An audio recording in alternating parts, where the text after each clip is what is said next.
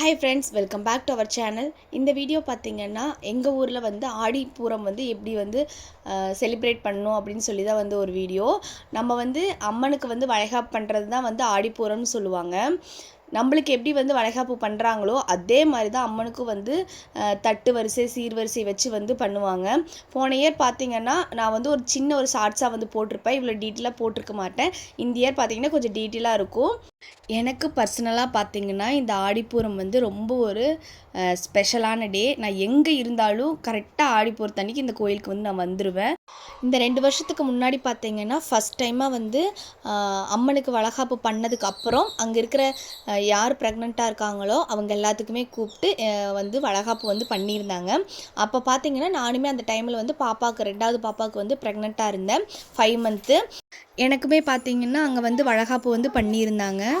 அந்த வளைகாப்பில் பார்த்திங்கன்னா என் கூட பண்ணவங்க எல்லாத்துக்குமே வந்து ஆல்ரெடி அவங்க வீட்லேயே வந்து வளைகாப்பு வந்து பண்ணியிருந்தாங்க. எனக்கு மட்டும்தான் வந்து 5 மந்த்துங்காட்டி சரி நெக்ஸ்ட் மந்த் பண்ணிக்கலாம் அப்படின்னு சொல்லிட்டு பண்ணாமல் இருந்தது. அதில் வந்து எனக்கு ரொம்ப ஒரு சந்தோஷம். பார்த்திங்கன்னா எனக்கு வந்து முதல் வேலையில் வந்து அம்மன் கோயிலேருந்து வந்துச்சு, அம்மன் கிட்டேருந்து வந்துச்சு அப்படின்னு ரொம்ப சந்தோஷப்பட்டேன். அந்த சந்தோஷத்துக்கு அடுத்த நாள் பார்த்திங்கன்னா திடீர்னு அப்பா வந்து தவறிட்டார். அது பார்த்திங்கன்னா ரொம்ப ஒரு கஷ்டமாக இருந்துச்சு. எப்படி சொல்கிறதுன்னு எனக்கு வார்த்தை தெரியலை. அதோட இது வந்து அப்போ என்னால் வந்து சொல்லவே முடியல. நான் அப்பா கிட்ட வந்து கால் பண்ணி அடுத்த நாள் எனக்கு வளைகாப்பு பண்ணாங்க சொல்லணுன்னு நான் கால் பண்ணேன். பட் எனக்கு வந்து இந்த நியூஸ் தான் வந்து கிடச்சிது. அதான் சொல்லுவாங்க இல்லையா, கடவுளுக்கு வந்து எல்லாமே தெரியும் அப்படின்னு சொல்லிட்டு. அதே மாதிரி தான் கடவுளுக்கு வந்து முன்கூட்டியே வந்து தெரியும். அடுத்த நாள் வந்து அவங்க அப்பா இந்த மாதிரி நடக்கும் அப்படின்னு தெரிஞ்சு தான் வந்து எனக்கு முதல் நாளே வந்து அம்மன் சன்னதியிலே வச்சு எனக்கு வந்து வளைகாப்பு வந்து பண்ணிட்டாங்க. அதுக்கப்புறம் நான் வந்து வளைகாப்பு வந்து எனக்கு வேண்டாம் அப்படின்னு நான் சொல்லிட்டேன். இன்னுமே வந்து என் 2வது பொண்ணுக்கு வளைகாப்பு எங்கே நடந்துச்சுன்னு நான் யோசிக்கும் போது ஆடிப்பூரம் அப்படின்னு ஒரு ஸ்பெஷலான டேயில் தான் வந்து நடந்துச்சு.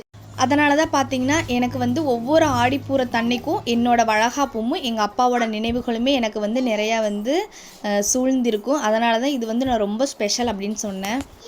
அப்படியே பார்த்திங்கன்னா மலையை சுற்றி வந்ததுக்கப்புறம் தட்டெல்லாம் கொண்டு போய் அம்மன் முன்னாடி வந்து எல்லாமே வந்து வச்சிட்டோம். எல்லா வருஷமும் பார்த்திங்கன்னா கரெக்டாக ஆடிப்பூரத்தன்னைக்கு பார்த்திங்கன்னா லைட்டாக மழை வராமல் கூட இருந்ததில்லை. அதனால் இந்த வருஷமும் மழை வந்து வந்திருந்தது. இந்த வளைகாப்பு பார்த்திங்கன்னா எல்லா வருஷமே வந்து பெண்கள்லாம் வந்து அமௌண்ட்டு கலெக்ட் பண்ணி தான் வந்து நடத்துவாங்க.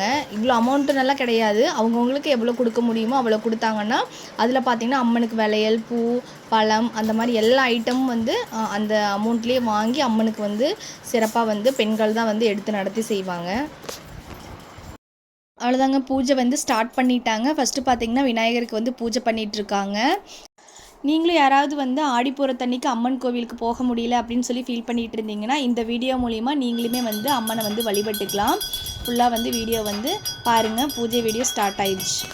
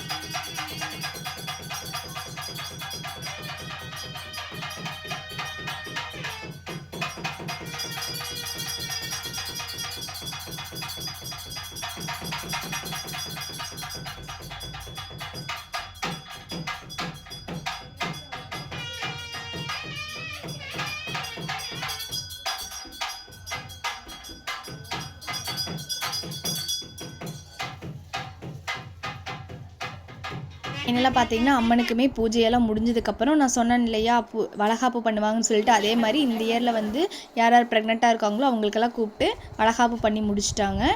பண்ணி முடிச்சதுக்கப்புறம் பார்த்தீங்கன்னா ஒவ்வொரு வருஷம் பார்த்திங்கன்னா அம்மன் பட்டுப்புடவை வந்து இந்த மாதிரி வந்து கொடுப்பாங்க. அதே மாதிரி இந்த வருஷம் வந்து கொடுத்துருந்தாங்க. நானும் பார்த்திங்கன்னா 3 புடவை வந்து வாங்கியிருந்தேன். நாம் எவ்வளோ அமௌண்ட் கொடுக்குறோமோ அவ்வளோ அமௌண்ட் கொடுத்துட்டு நம்ம வந்து எடுத்துக்கலாம். நானும் வந்து ஒரு 3 புடவை வந்து வாங்கியிருந்தேன். இந்த 3 புடவை தான் நான் வந்து எடுத்திருந்தேன். பார்த்திங்கன்னா அம்மா 2 புடவை கேட்டிருந்தாங்க. அவங்களுக்கு 2, எனக்கு வந்து 1 எடுத்திருந்தேன். இந்த புடவையில் பார்த்திங்கன்னா நம்ம வந்து கோயிலுக்கு போகும்போது கட்டிட்டு போகலாம். இல்லைன்னா வந்து குழந்தைங்களுக்கு வந்து பட்டுப்பாவாடை வந்து தைச்சி கொடுத்துடலான்னு சொல்லி தான் நான் வந்து எடுத்திருந்தேன். வளைகாப்புனாவே வளையல் தானே, அதே மாதிரி நானும் போயிட்டு அம்மன் கோயிலேருந்து வளையல் வந்து 2 வாங்கிட்டேன். எப்பயுமே பார்த்திங்கன்னா எனக்கு வந்து வளையல் வந்து கொஞ்சம் பெருசாக தான் கிடைக்கும்.